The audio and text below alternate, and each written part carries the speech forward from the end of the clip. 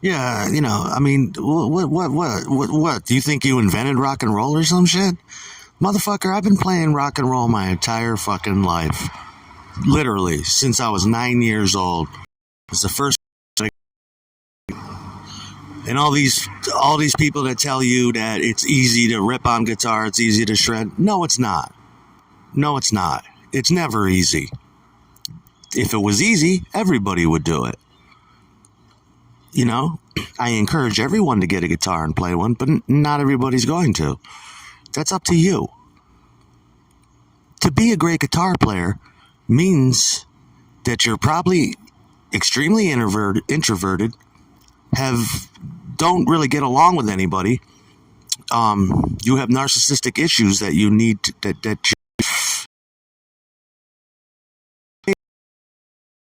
the instrument and for the genre and arena of rock and roll music. It takes so much. You spend your life, like I always tell you, dedicated to a piece of wood and metal and electricity, and you do your druidic sorcery as much as you can, and you go up the levels, and you traverse in the inner and outer sanctum of guitar and the arena that it is, and you dedicate your life to it. When you go to junior high, you don't go to football games. You don't go to, when you're in high school, you don't go to prom.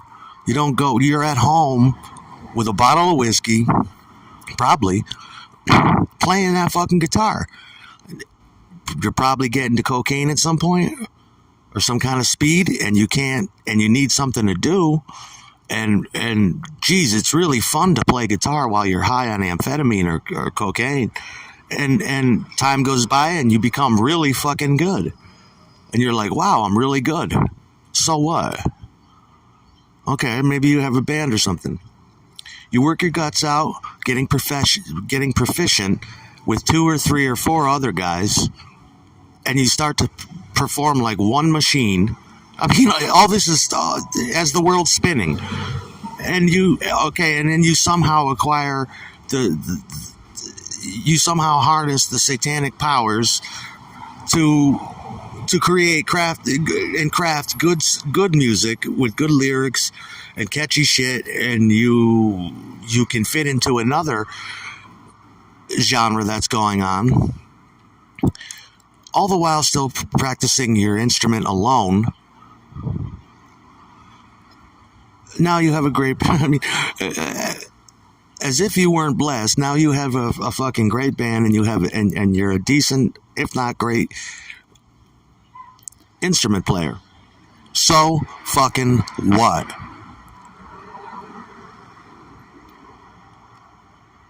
Like when I was a kid, I went around believing all these myths of these rock and roll people, and I thought, well, if they can do it, I can do it.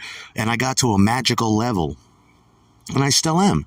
But I'm here to tell you, it's a long, long, long fucking way to the top. A long way to the fucking top. You'll die trying. I don't like that. People, you got to sell your ass. You got to become a whore. You've got to become a magician now, as well as a musician, and give the crowd some illusions, some valid displays of power and might, and yeah. And you have to fucking acquire the crowd psychology, conquer that, make them do your bidding and believe your bidding. Basically, like, it's like starting your own fucking church in a sea of 1,000 religions. These days, it's a dead fucking art. Rock and roll is dead. It's not the way I want it, it's just the way it is. And don't act like you give a fuck. If you were on my level or anywhere near it, you would understand this. I'll be a devotee to that ancient craft till I'm fucking dead. And I respect it highly. And I respect others like me. I respect the posers that just held a guitar and mimicked their shit. Because they understood the illusion side of it. It's all a lie. It must be a lie. Do not make fucking you have to think out every minutia, every tiny fucking detail. When you get your press kit, your first fucking press kit together, and you get your, I don't even know if there's no more 8x10 glossies anymore, but you get your little computer fucking package. It's not, it makes me sick, the new bands, because it's not even the same school. I'm like the Rocky Marciano of the sport. Blood, sweat, and fucking tears. We had to pay for fucking photographers, pay for the lab prints to get these shits done, pay for cassette and CD and vinyl pressing. You had to be a rich man or blow a rich guy, or someone in your band had to blow a rich man to get these things off. It never came easy. It's called paying the dues. Now it's so fucking easy. It's almost too easy that nobody will do it. But when you pose for these photos, let's say the trend is to wear tight pants again, are you gonna bet that your cock is what people want to see, or are you gonna have the forethought when you're young to shove a pair of rolled up socks down your pants? Well, you should do that, and you should have the forethought to do it.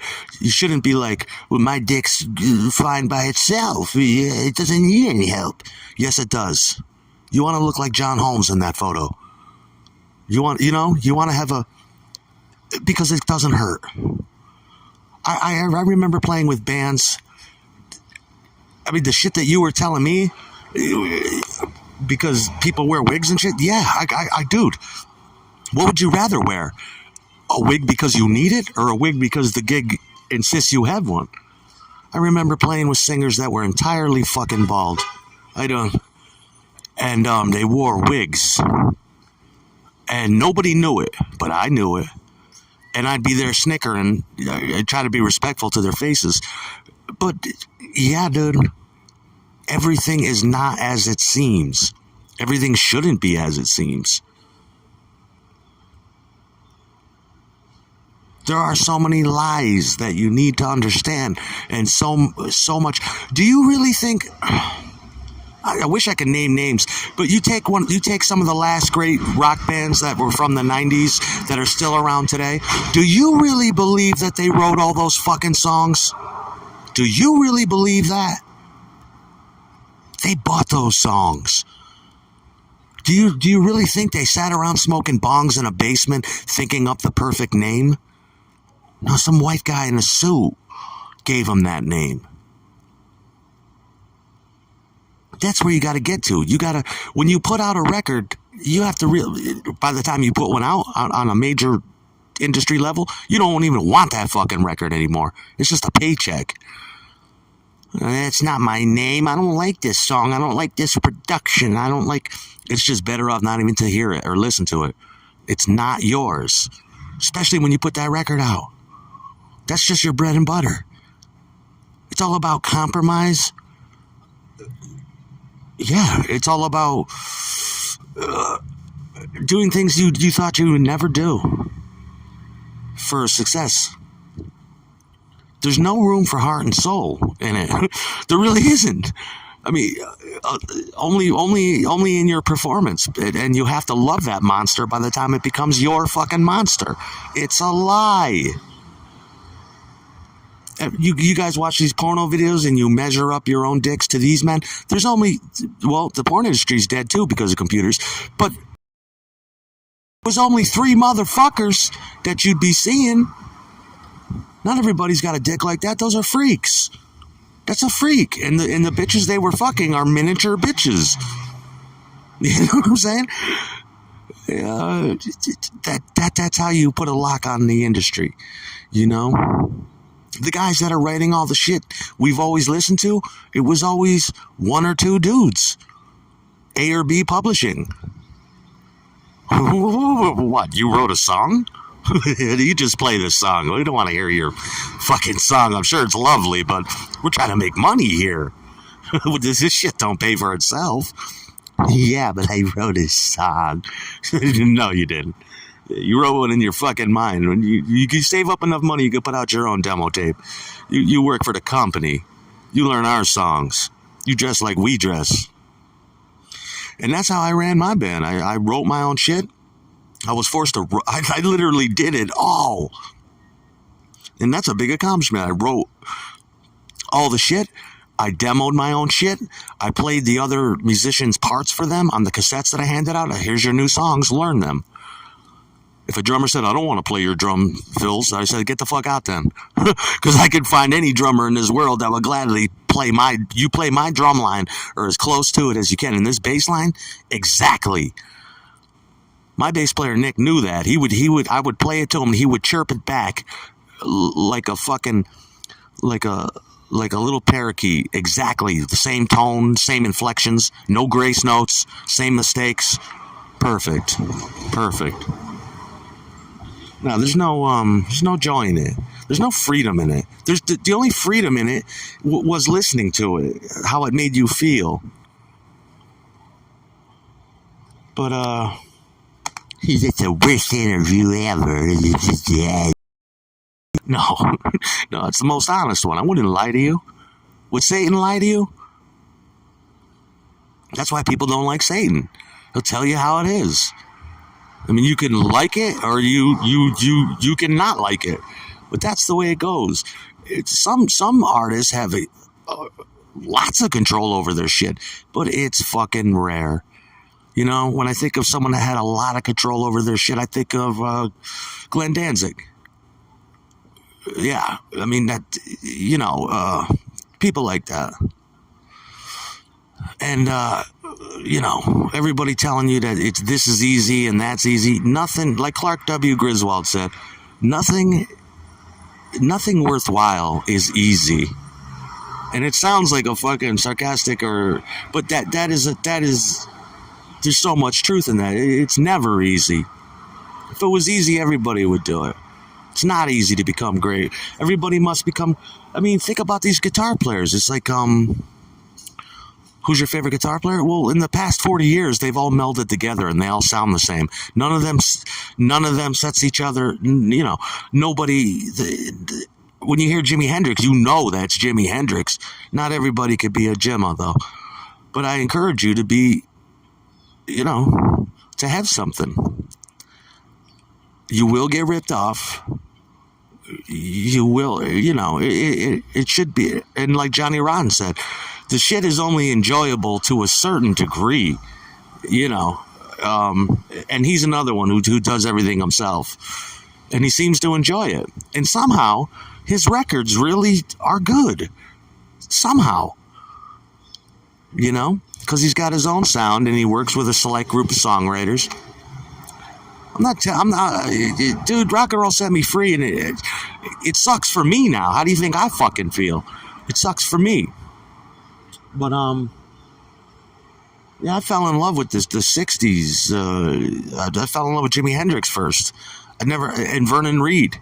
It all happened at the same time for me. I heard Vernon Reid from Living Colour, and then I heard Jimi Hendrix, and I never heard anything like that. Everyone had a guitar back then. Nobody sounded like that, though. And that's how I played. I wanted to be Vernon Reid, and I still do. Or Jimi Hendrix, one or the other. When I play that fucking thing, when I take a solo, I just want to be an uncontained fucking 1,000-mile-an-hour spaceship, just crazy train, Rock and roll is just stodgy, and it's just gone. It's the worst interview ever. Well, you don't think I'm qualified to talk about it? I had my life dedicated to an acolyte, apprentice to it. Now I'm a high-level fucking mage. And that's what I am. You busy looking at my face while I'm playing guitar? Look at my fucking hands. Look at me play that thing. When I play that bass, you'll remember it. Jesus Christ, he was good. He was fucking good. Yeah, I'm fucking good. You looking at guitar players and you don't even appreciate the craft? What the fuck you looking at then? This ain't no modeling shit. I'm not here in a Speedo. I'm playing that fucking Les Paul.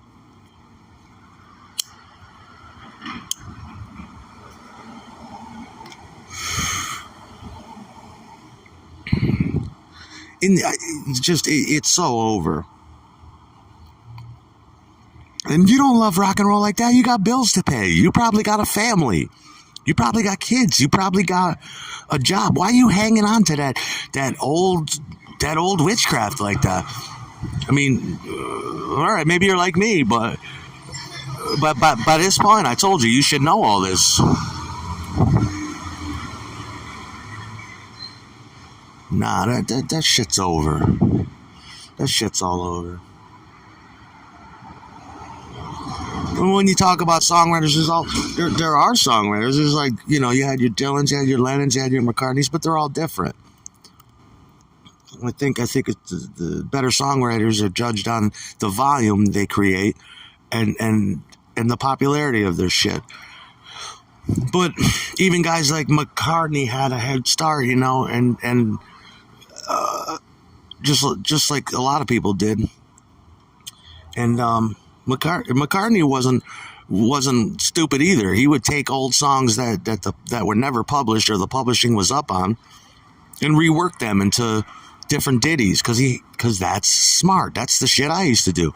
Scour the American catalog of standards and classics. All, steal from Fields songs, Negro spirituals, train track lining songs, prison songs, work songs, old blues songs.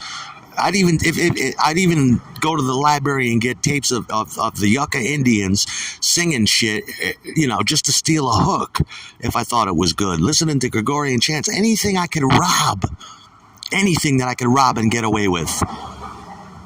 Because we're not reinventing the wheel.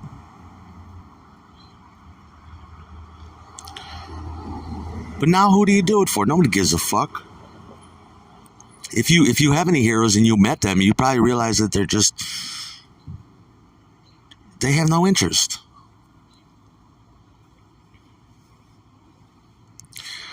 You don't even give a fuck. Why you act like you do? It should be an elite club now, like the Hellfire Club or something. A select group of fucking,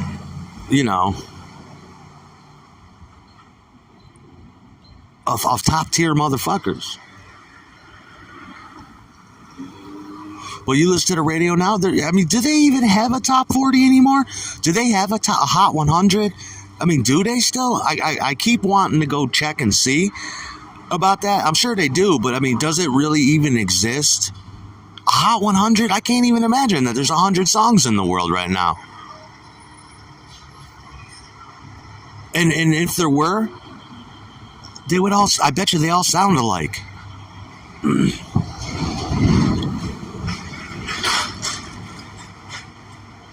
Yeah, it's just over. And movies are over. Computers destroyed the fucking world, whether or not you like it. And this AI shit, I loved it at first. The AI shit started way back in the 60s at Michigan State University, I think. And now it's just like, yeah, give it to ordinary people so they can find better new ways to stalk people and terrorize people with. I ran your picture through an AI shit. Aren't I a genius? You'd be like, the AI is a genius. You're just an asshole. You are now the AI. That thing's playing you. Who cares what a computer thinks? What about you? With the AI, who gives a fuck? I like the AI that could go in and like remove, unmix something, or like take a one-track recording and isolate certain elements clearly. I think that's cool, but I don't want the AI talking or drawing pictures or thinking. Fuck that. I hear enough noise. Shut the fuck up. Seriously. What's the AI think? It thinks you're an asshole, it thinks I'm an asshole, and it's playing you. Why don't they make an AI band? And we could sit around and worship robots. I do. But my robot is a dedicated clucker, dedicated chicken head, dedicated dick sucker. Loves daddy. And she's only half robot. She's got the good velvety cervix. You can watch the robots. You can go to Chuck E. Cheese and watch what the fuck were they called? Those the Beagles. You can go watch the Beagles. Some busted up animatronic shits and with broken arms and busted eyes and that's how I like my robots. Old and clunky and fucked up and handicapped. Yeah, that's what AI is gonna do. Hey, look what we did. Yeah. It's like, wow, dude, you all of you have ceased to think. Total 84, total Orwellian, total dystopia. Totally.